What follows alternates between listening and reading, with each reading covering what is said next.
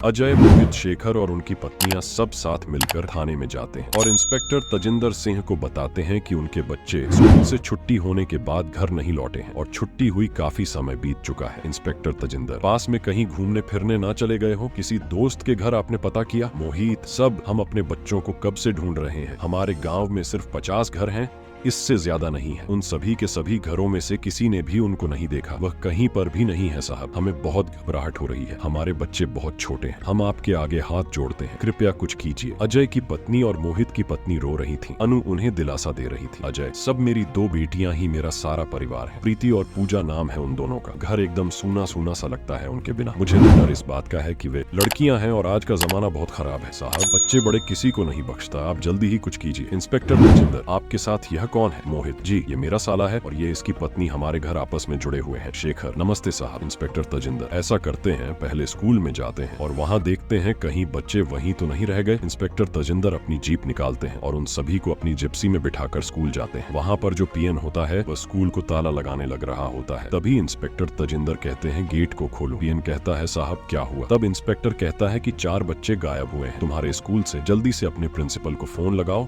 और यहाँ बुलाओ। पीएन, जी सर, मैं अभी फोन लगाता हूँ, लेकिन सर मैं आपको सच बता रहा हूँ, मैंने एक कमरा चेक किया है, वहाँ पर कोई बच्चा नहीं। थोड़ी ही देर में प्रिंसिपल स्कूल में आ जाता है और इंस्पेक्टर को स्कूल के रजिस्टर दिखता है जिनमें चारों के 4 बच्चे उस दिन स्कूल में प्रेजेंट थे और छुट्टी के समय पर ही अपने घर गए थे। अब यह तो तय था कि बच्चे स्कूल आए जरूर थे, लेकिन छुट्टी के बाद ही उनको गायब किया गया था। इंस्पेक्टर तजिंदर प्रिंसिपल को कहते हैं कि अगर जरूरत पड़ी तो वह फिर उनसे बात करेंगे। इंस्पेक्टर तजिंदर अब गाँव के सरपंच से मिलने जाते हैं और कहते हैं, पूरे के पूरे गाँव के लोगों को यहाँ इकट्ठा करो। कुछ ही देर में सभी लोग इकट्ठा हो जाते हैं। इंस्पेक्टर तजिंदर हर एक से पूछता है कि अगर किसी ने भी उन बच्चों को देखा है तो घबराओ मत, हमेशा सच बता दो, क्योंकि अब तो रात होने को आई है और बच्चे अभी तक नहीं लौटे। कहीं ऐसा ना हो उनके साथ कुछ और ही घट गया हो, फिर क्या तुम लोग खुद को माफ कर पाओगे? तो सब कहते हैं कि उन्होंने बच्चों को नहीं देखा, वह सब तो अपने काम पर ही लगे हुए थे और अगर वह स्कूल से वापस आते तो वह जरूर गांव में किसी न किसी को तो दिखाई देते। वह स्कूल से लौटे ही नहीं हैं। इंस्पेक्टर तजिंदर गांव के चारों तरफ नजर घुमाते हैं। एक छोटा सा गांव था जिसमें बहुत ही कम छोटे छोटे घर थे। सब अपने कामों में व्यस्त रहने वाले लोग थे। इंस्पेक्टर तजिंदर फिर से गाँव वालों को पूछते हैं, क्या तुम लोगों ने अपने गाँव में किसी अजनबी को देखा? गाँव वाले मना कर देते हैं। इंस्पेक्टर फिर से पूछता है कि क्या किसी के भी घर पर बाहर से कोई मेहमान आया था जो इस गाँव से अब दूसरे किसी काम का हो? तो भी सारे मना कर देते हैं। सरपंच कहता है, सब। यहाँ पर अगर किसी एक के घर पर मेहमान आता है तो हर घर में पता चल जाता है। इंस्पेक्टर के लिए यह कैसे सॉल्व करना टेढ़ी खीर होता जा रहा था। इंस्पेक्टर एक टीम को लगा देते हैं जो आसपास के रोड में लगी हुई स्टॉल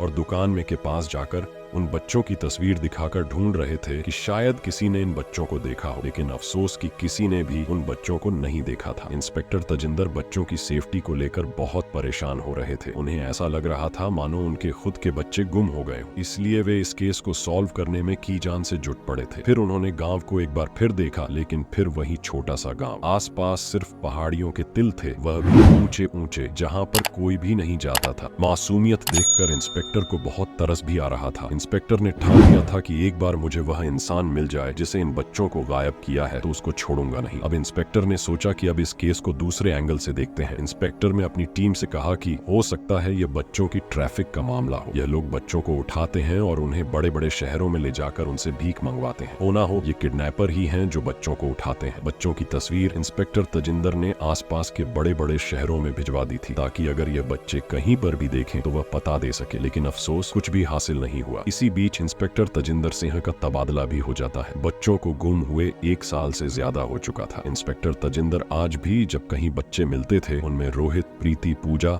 और रिया को देखना शुरू कर देते थे। इंस्पेक्टर के सामने उनके माता पिता के उदासी भरे चेहरे आ जाते थे। आगे की कहानी अगले भाग में देखते रहिए।